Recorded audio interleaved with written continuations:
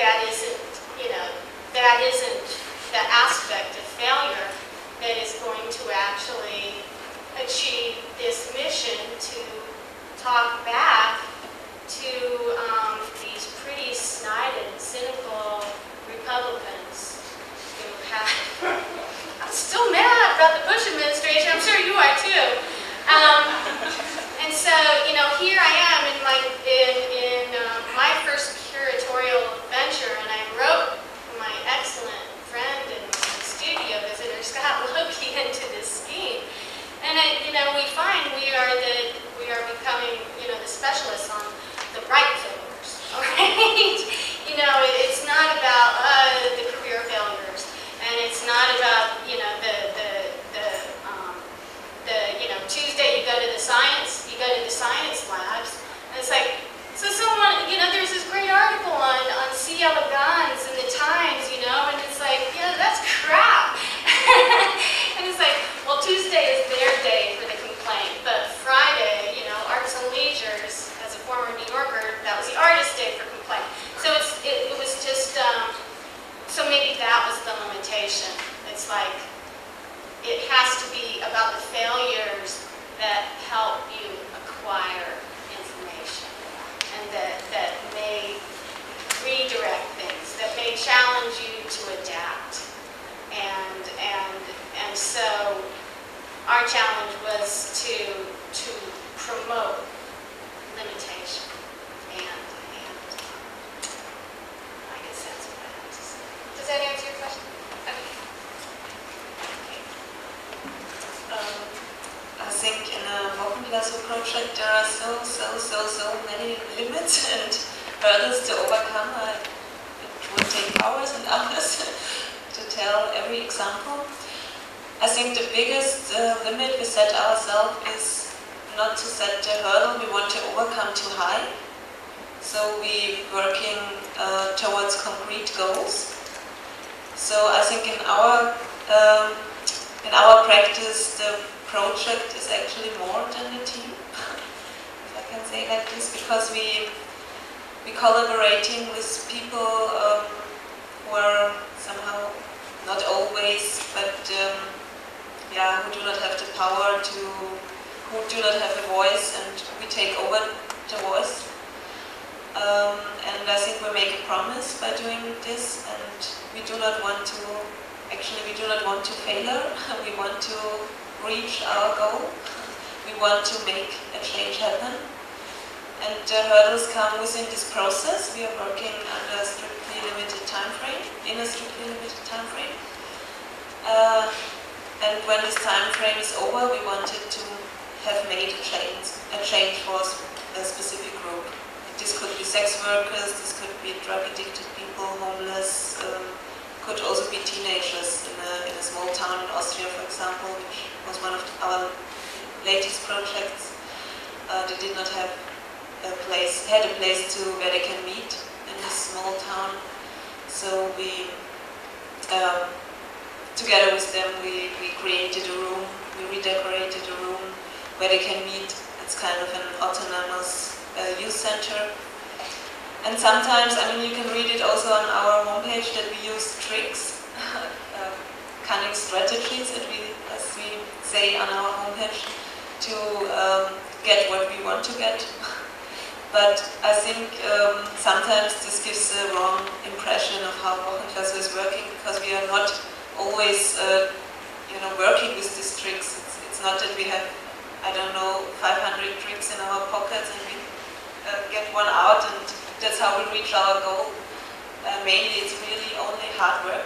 We're sitting in our office from morning until late in the evening and working, talking to people, try to convince people, try to make a change happen. And sometimes it can happen that we need or that we have a good idea to reach what we want to reach, but it's really hard work. And the limits come also from the institution who invites us. I think this is really these are the struggles I mentioned, because sometimes I already have the feeling that we got invited and then the institution is really astonished that we are working. So they do not really want to have this change, because then they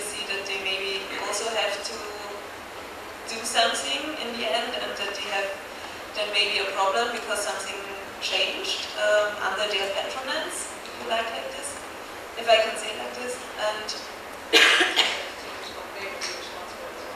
yeah, exactly, yeah.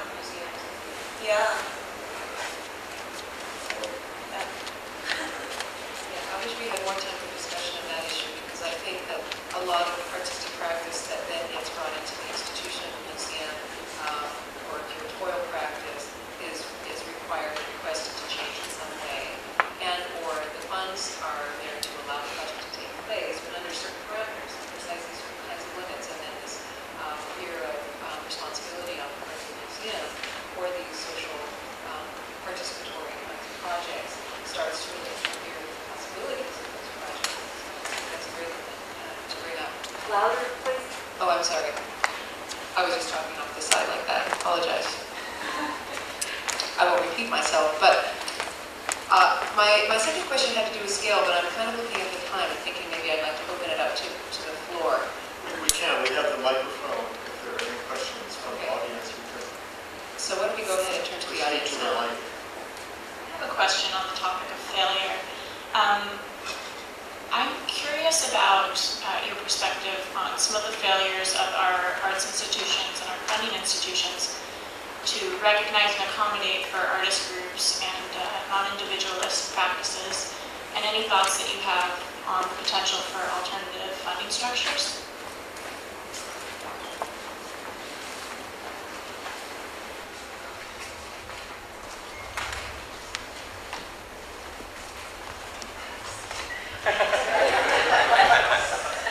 I can give you my mother's phone number for the project, but she actually ran out.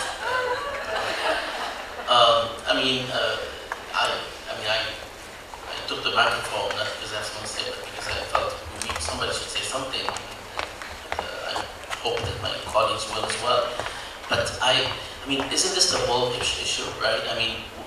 What many of us are trying to do is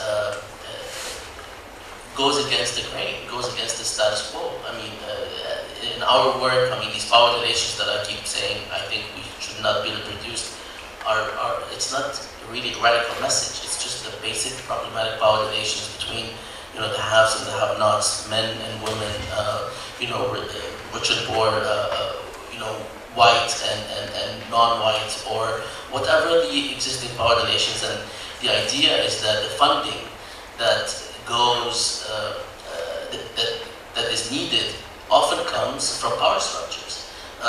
We have this issue in institutions, like for instance, where I'm at, and we're trying to build a new program, and the funding comes from these institutions or countries or donors that want strings attached.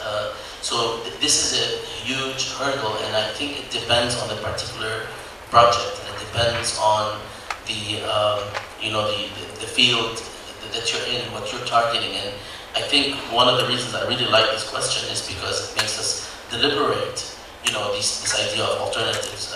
Just like in the mainstream media is problematic, so we have alternative media, and the problem is where to get the money from.